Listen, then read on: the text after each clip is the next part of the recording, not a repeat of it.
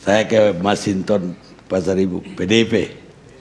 Apa pendapat PDIP atau tanggapannya terhadap Golkar?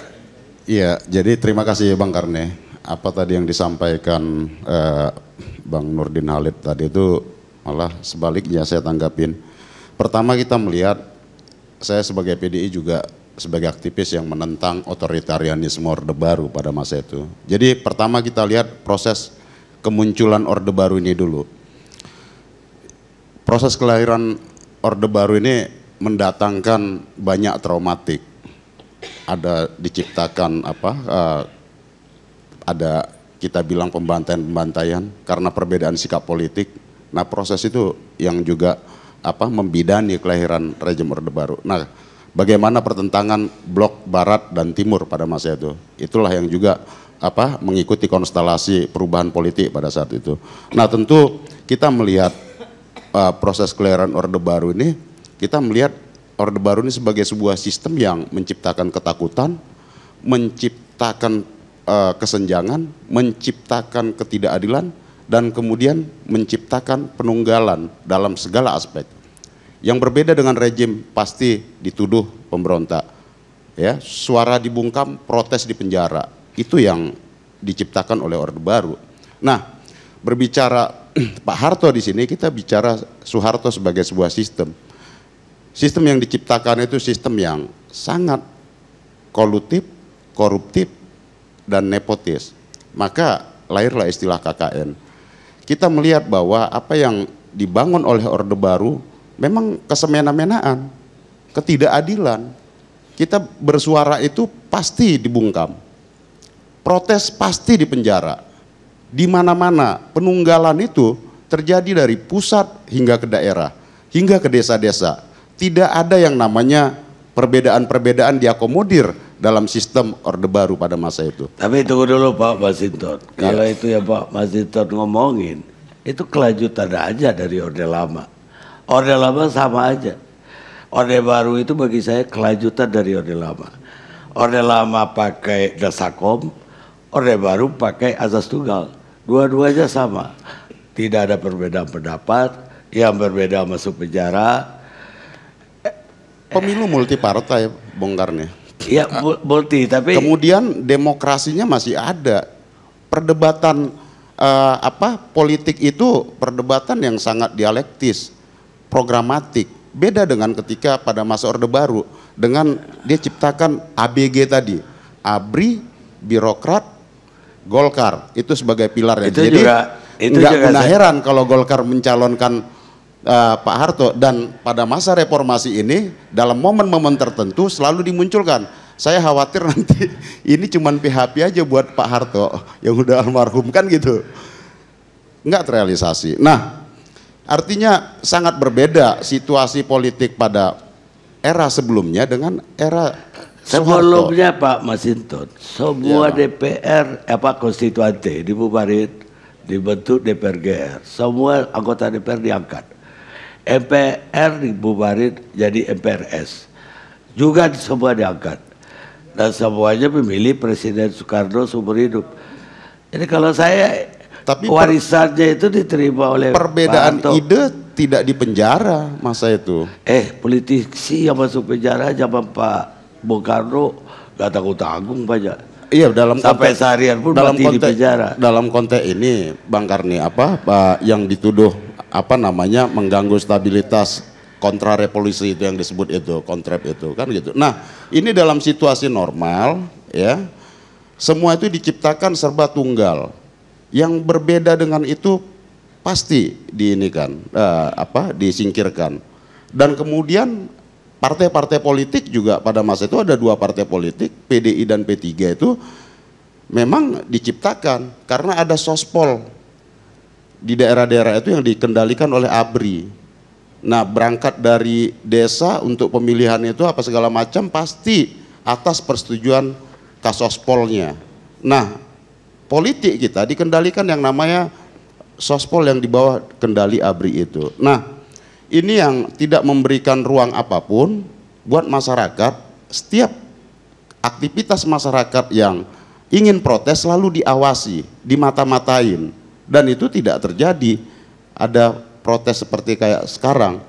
Kebebasan untuk menyampaikan pendapat baik media pasti dibredel. Nah itulah traumatik yang diciptakan oleh Orde Baru. Kalau kita bandingkan dengan sekarang, 2 periode itu memang seperti siang dan malam, kayak langit dan bumi.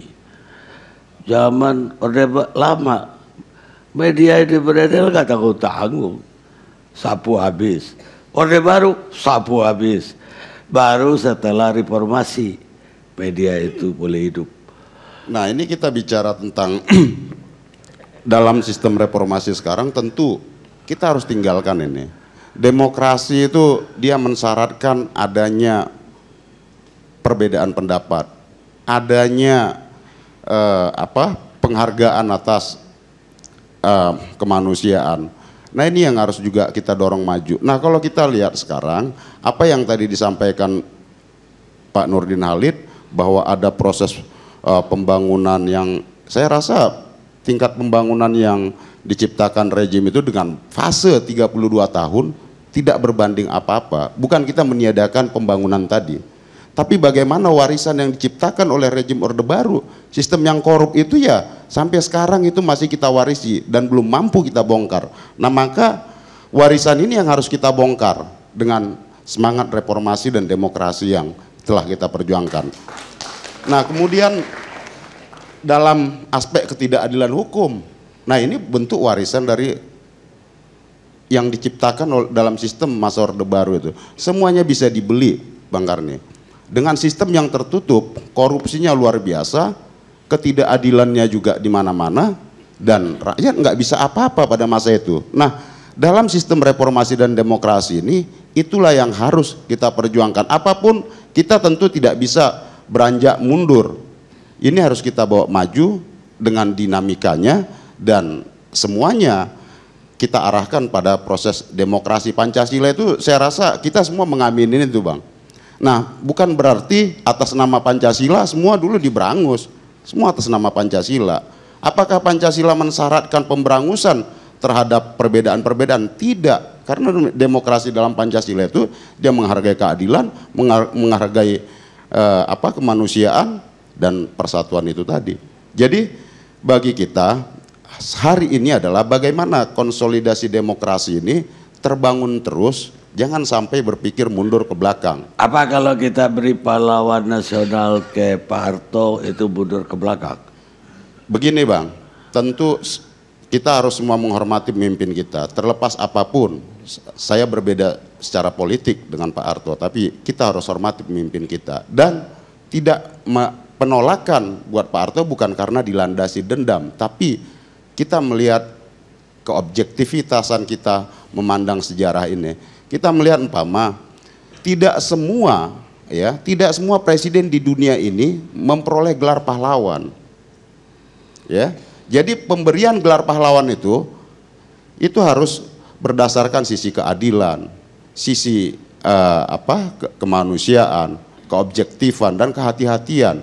Jadi orang yang dianggap pahlawan adalah orang yang memang berjasa sejak kelahirannya, masa mudanya hingga meninggalnya. Itulah yang boleh diberikan gelar pahlawan tadi. Nah untuk jabatan presiden saya rasa kita tidak harus semua presiden harus kita berikan gelar pahlawan. Hitler di negaranya di Jerman nggak pernah diberikan gelar kepahlawanan. Hitler juga membangun. Saya kira beda karena Hitler dia dikalahkan dalam perang. Iya, artinya kita juga harus objektif, Bung Karni. Bukan karena artinya pemberian gelar terhadap Pak Harto itu bukan karena beliau presiden, tapi memang karena jasa-jasanya. Nah kalau kita lihat pada masa kekuasaannya kan juga itu tadi yang kata Bang Karni, kita kalau tidak ada reformasi dan demokrasi itu tahun 98 kita dudukin gedung DPR, tentu kita tidak akan berbicara di sini. Nah maka bukan kita juga menghakimi pemimpin-pemimpin kita terdahulu, tidak. Kita ingin meletakkan kesejarahan kita dan keobjektifan kita, menilai mana yang seharusnya layak kita pahlawankan, mana yang tidak. Pun kalau Pak Harto tidak menerima gelar pahlawan bukan berarti kita menghakimi dia, tidak. Tapi kan harus memang benar-benar layaklah. Jangan sampai negara memberikan gelar yang salah juga kepada orang, kan gitu. Karena itu PDIP tidak setuju. Ini bukan sekedar faktor PDI, Bung Karni. Saya sebagai aktivis yang menentang rejim yang otoriter Orde Baru Soeharto pada masa itu, saya menentang. Gitu.